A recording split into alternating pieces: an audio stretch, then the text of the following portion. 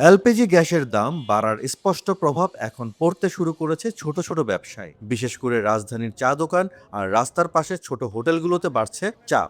যেখানে প্রতিদিন হাজারো মানুষের আড্ডা জমে, সেই চায়ের কাপ এখন হয়ে উঠছে খরচের হিসাবের কেন্দ্রবিন্দু। কারণ একসময় যে গ্যাস সিলিন্ডার 1300 টাকা থেকে 1350 টাকায় পাওয়া যেত, সেই একই গ্যাস এখন কিনতে হচ্ছে 2000 টাকারও বেশি দামে। স্থানভেদে কোথাও কোথাও দাম ছুঁয়েছে 2350 টাকা থেকে 2500 টাকা পর্যন্ত। বছরখানিক আগে 1350 টাকা ছিল, তারপরে 1400, তারপরে 1600 হলো, 1800 হইলো। এখন তো মোটামুটি 2000 টাকার উপরে কিনা লাগে। গত সপ্তাহে 2000 টাকা দিয়ে কিনছি, ওই সপ্তাহে কিনতে গেছি 2350 টাকা নিছি। তো এইভাবে যদি বাড়তে থাকে তা আমাদের তো দোকানদারি বাদ দেওয়া কী করবো। এলপিজির দাম বাড়ায় প্রতি কাপ চায়ের পেছনে খরচ বেড়েছে কয়েক গুণ, কিন্তু সমস্যা হলো চায়ের দাম বাড়ানো যাচ্ছে না, কারণ দাম বাড়ালেই কমে যাচ্ছে ক্রেতা।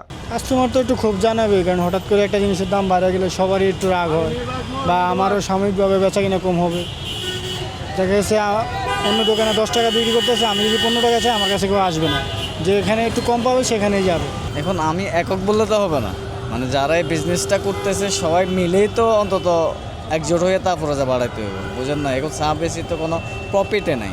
এখন দোকানদারের মানে দোকানদারি করার স্বার্থে যে এখন চা বিক্রি করা লাগতেছে। শুধু চা দোকানেই নয়, একই সংকটে পড়েছে ছোট হোটেল ব্যবসায়ীরাও। রান্নার জন্য পুরোপুরি গ্যাসের ওপর নির্ভরশীল এই ব্যবসায় খরচ সামলানো এখন বড় চ্যালেঞ্জ। দাম বাড়াতে গেলে ক্রেতা কমে যায়, আর না বাড়ালে বাড়ছে লোকসান। আমাদের ধরনা করোনার যে অবস্থা, এটা কাউকে বলা যাবে না।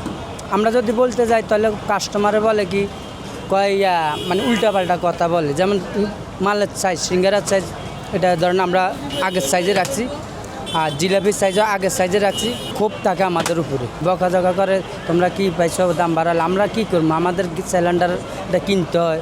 বাজারে এলপিজির কোনো নির্দিষ্ট মূল্য না থাকায় বিক্রেতারা বিভিন্ন দামে বিক্রি করছেন, ফলে ব্যবসায়ীদের মধ্যে তৈরি হয়েছে অনিশ্চয়তা। এক দোকান থেকে আরেক দোকানে গ্যাসের দামে পার্থক্য থাকায় পরিকল্পনা করা কঠিন হয়ে পড়ছে।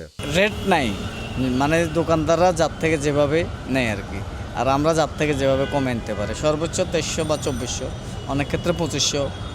বিশেষজ্ঞরা বলছেন, জ্বালানির দাম বাড়লে সবচেয়ে বেশি চাপ পড়ে ক্ষুদ্র ব্যবসায়ীদের ওপর, কারণ তাদের পুঁজি কম, লাভের পরিমাণ কম, আর খরচ বাড়লেই দ্রুতই সংকটে পড়ে যান তারা।